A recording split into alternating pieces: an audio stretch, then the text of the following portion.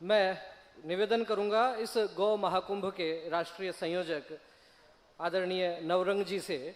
आदरणीय नवरंग जी, इस गौ महाकुंभ के राष्ट्रीय संयोजक आप आएं और इस विषय पर आप भी अपने विचार व्यक्त करें। किस प्रकार से गौ महाकुंभ का विचार आया, किस प्रकार से एग्जीक्यूट कर रहे हैं श्रीमान नवरंग जी।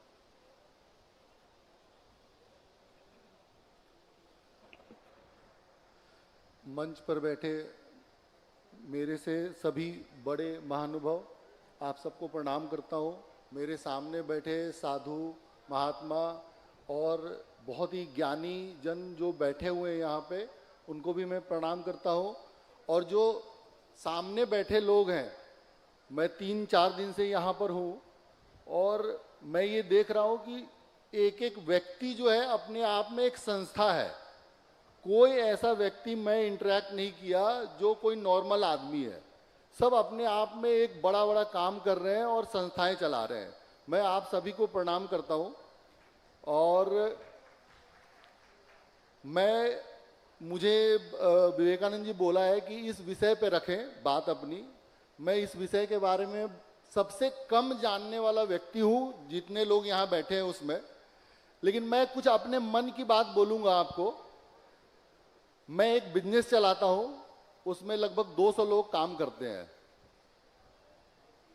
तो मेरे जो हिसाब किताब होता है मैं उसकी बात करूंगा कि भाई मैन पावर मेरे को कितना लगता है, मेरी कितनी सैलरी जानी है, ट्रैवल एक्सपेंसेस कितने होने हैं, इंटरनेट का खर्चा कितना आना है, जो टूर एंड ट्रैवल बाहर जाएंगे, विदेश में जाएंगे, देश के अलग अलग हिस्सों में जाएंगे, उसका खर्चा कितना आएगा, खाने का कितना खर्चा आएगा।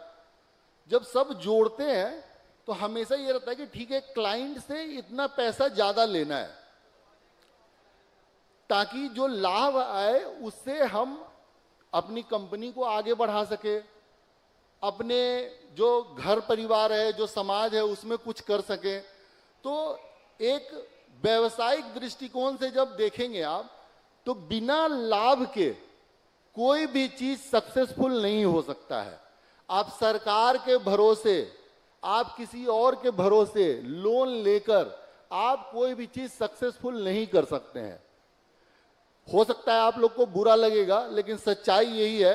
हम उस देश में रहते हैं जहां पे माता पिता को वृद्ध आश्रम में छोड़ के आने वाले लोग भी यही रहते हैं। वहां पे हम गौ सेवा की बात कर रहे हैं। सुनने में बहुत अच्छा लगता है, मुझे भी अच्छा लगता है, आपको भी लगता होगा। आप में से तो ज्यादातर लोग कर भी रहे हैं। मेरा बस बोलने का मतलब ये है कि आप सब लोग जब तक इस चीज से लाभ नहीं निकाल पाएंगे, जो भाई साहब ने बताया कि कैसे कैसे आप करें तो आपको लाभ हो सके। मैंने देखा अपनी टीम में डॉक्टर साहब बैठे हुए हैं, संजय जी हैं, उन लोगों ने मुझे दिखाया कि सेल्यूलोज निकाला गया है गोबर से, उसका कमर्शियल यूज कर पा रहे हैं। एशियन पेंट्स ले रही है उसको, सन फार्मा वाले उसका मेडिसिन बना रहे हैं। जब तक दूध देती है गाय तब तक तो हम अच्छे से रख लेते हैं उसको, अपना जो भी पैसा कमाना है उससे कमा लेते हैं, या कई लोग सेवा के भाव से भी करते हैं। उसके बाद क्या? तो उसके बाद के लिए जो भाई साहब ने बताया और जो आप लोग कर रहे हैं, लाभ की दृष्टि से जब हम काम करेंगे, जब उससे लाभ आएगा, जब गौ माता हमें लाभ देगी, तभी वो चीज आगे सक्सेसफुल हो पाएगा। क्योंकि आप हिस्ट्री भी देखेंगे, अगर जो आप थोड़े से पीछे चले जाइए, इतने आंदोलन हुए। पंजाब से आंदोलन शुरू हुआ, उसके बाद बंगाल, नॉर्थ ईस्ट में, उत्तर प्रदेश में, बिहार में, सब जगह पे आंदोलन हुआ। 1966 में तो इतना बड़ा क्रांति हुआ, इतना बड़ा आंदोलन हुआ कि सारे साधु महात्मा पार्लियामेंट में पहुंचे और इंदिरा गांधी की सरकार थी और गोलियां चली वहां पे। आप लोग में से बहुत लोगों को ये पता होगा। और वहां पे हमारे 8 लोग की गोली लगी उनको।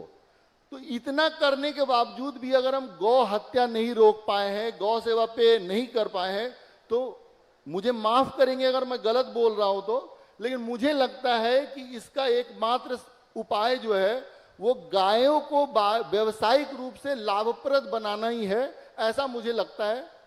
अगर कोई गलत बात मैंने बोल दी हो तो आप मुझे माफ करेंगे। धन्यवाद।